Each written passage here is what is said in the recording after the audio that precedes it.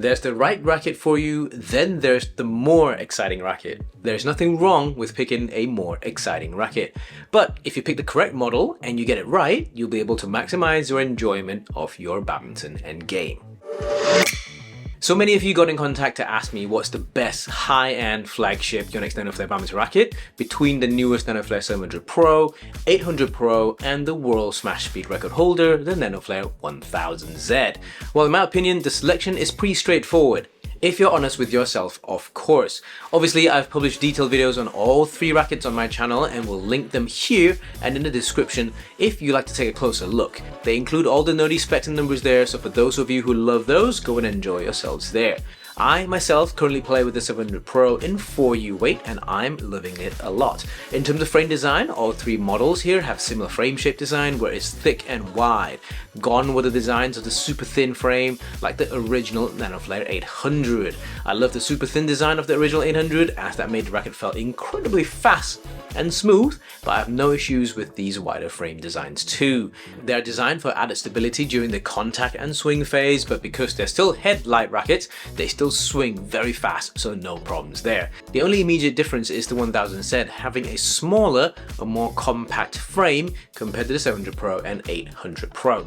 In terms of racket weights, the 800 Pro and 1000Z are available in both 3U and 4U weights, but the 700 Pros are only available in 4U and 5U weights. I normally play in 4U, but when I did my testing on those rackets individually, I preferred the 3U 800 Pro to the 4U model, but I was happier with the 4U 1000Z and 700 Pro. Honorable mention do go to the 5U 700 Pro too, as it still felt incredibly lovely for power and its ability to get out of trouble even for a 5U racket. Of course, remember to protect your precious badminton rackets from chips and scratches with the premium racket protection tape with free delivery worldwide on ckYW.com/shop. We also have some super limited edition player signed prints too. So if you really want to find out which of these three are the best for you, you'll have to start by being super honest with yourself about what you're looking for your game. It's important to know what you're looking to improve to get more enjoyment out of your game at the same time. In terms of feel, the 700 Pro will feel the softest of the bunch before the 800 Pro and 1000Z being the stiffest of them three. However, I find the 800 Pro's stiffness comes from the racket frame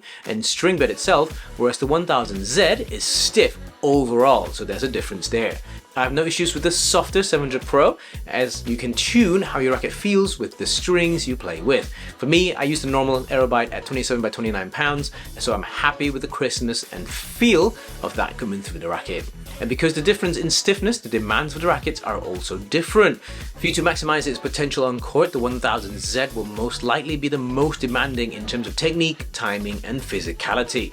Essentially, you need to be able to generate enough flex or racket speed to bend the racket to use its rebounding or snapback ability to help you get faster shuttle speeds. Then there's a little step down in terms of demand from the 1000Z to the 800 Pro, before the 700 Pro being the easiest to play out of all three. The 800 Pro does have a slightly tighter string pattern because it has one extra cross string, so it will feel stiffer from that perspective. The 700 Pro is super easy to play with and you can get yourself out of trouble in lots of situations under pressure, but it is also the headlight out of all three. This also means that the 700 Pro has the least raw power out of all three due to its racket head being headlightest out of them all. So in terms of head weight, the 700 Pro is head lightest, then the 800 Pro, before the 1000Z being head heaviest. To be honest, I wouldn't even classify the 1000Z as a headlight racket, but as an even balanced racket, as it's got a nice amount of head weight for that easy power. I do want to say a few more things about power though. When we talk about power from a racket, we're normally talking about its raw power, which often simply equates to how head heavy it is or from its overall weight. It's simple physics. However, how much power you can generate from a racket is very different to the raw power of the racket itself.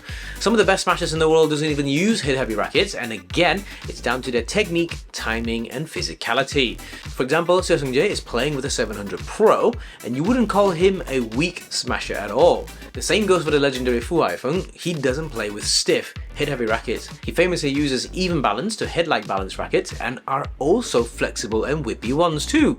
So it's all down to the player to use the right racket to help him or her to make the shuttle go faster or feel weightier from their hits. So for me, I would compare the 700 Pro to say a Porsche, very calculated to be able to be enjoyed by a wide range of drivers, even if they're not elite drivers like Formula 1 drivers. The 800 Pro perhaps is kind of like a Ferrari Lamborghini hybrid, a bit more speed, a bit more flair, a bit more demanding. Some drivers perhaps would really struggle to get it under control under pressure situations. And finally, the 1000Z is kind of like a Pagani. Fast AF, but good luck controlling that under pressure. And 100%, not too many drivers will have the skill set to fully maximize a Pagani's ability. However, in saying that, I also appreciate that if you have the ability to buy a Porsche, Ferrari, Lamborghini or a Pagani, you will have no issues finding ways to enjoy them. And the same for these rackets. So whilst you should be looking to find consistency and enjoyment with your badminton with easier to play rackets, there's no harm getting a Pagani like the 1000Z from time to time and enjoy that excitement too. Just make sure you don't get all the Paganis unless that's what you really want or need. I hope you guys found this useful, and as always, leave your questions and comments below. Be honest with yourselves, and I'll see you in the next one.